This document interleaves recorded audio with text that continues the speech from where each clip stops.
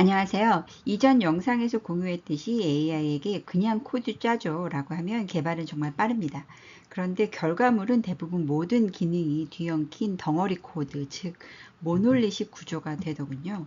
저도 실제로 시연 프로그램을 만들 때 AI 도움을 받아 코드를 짰는데 확장을 위해 열어보니 구조가 너무 엉망이라 결국 다시 수정을 해야만 했습니다.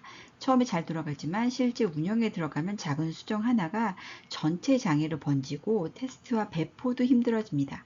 반대로 모듈러 구조는 안정적이고 유지 보수와 확장이 훨씬 수월한데요. 그래서 이 영상은 AI 코딩의 문제, 예시, 해결 방법에 대해서 살펴보겠습니다.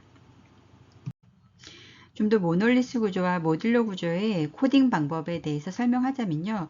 모놀리스 구조는 마치 창고에 물건을 한 방에 쌓아둔 상태와 같습니다. 겉으로는 빨리 채워 넣을 수 있지만 어디에 뭐가 있는지 아는 사람만 움직일 수 있고 찾기도 어렵고 새로운 직원은 아예 손도 못 댑니다. 이게 바로 결함도 높은 장애 전파 위험, 온보딩 어려움으로 이어집니다.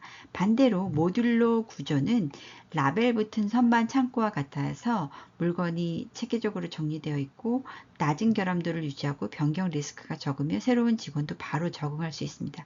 즉 모놀리스는 단기 편의, 모듈러는 장기 안정성 운영에서 살아남는 구조는 모듈러입니다.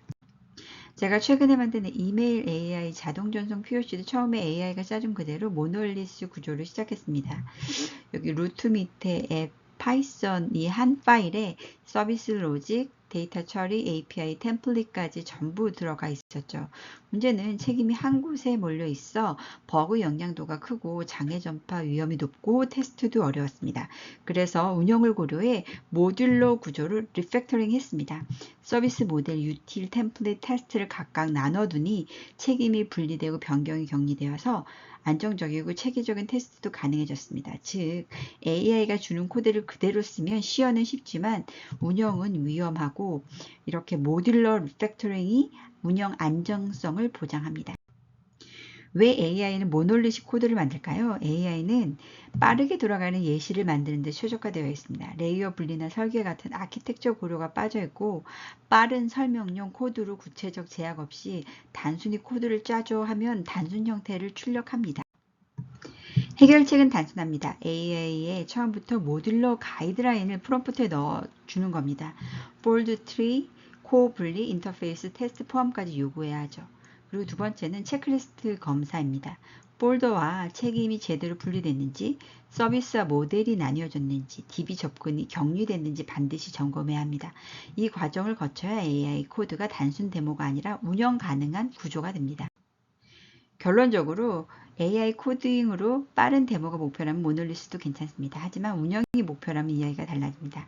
처음부터 모듈러 구조로 코딩하고 체크리스트 검수를 거쳐야 안정적으로 서비스할 수 있습니다.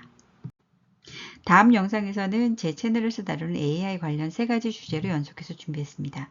첫째, 기존 POC를 한 단계 확장해서 그리고 CRM, ERP, API 연동까지 시연하는 새로운 POC를 보여드릴 예정이고요.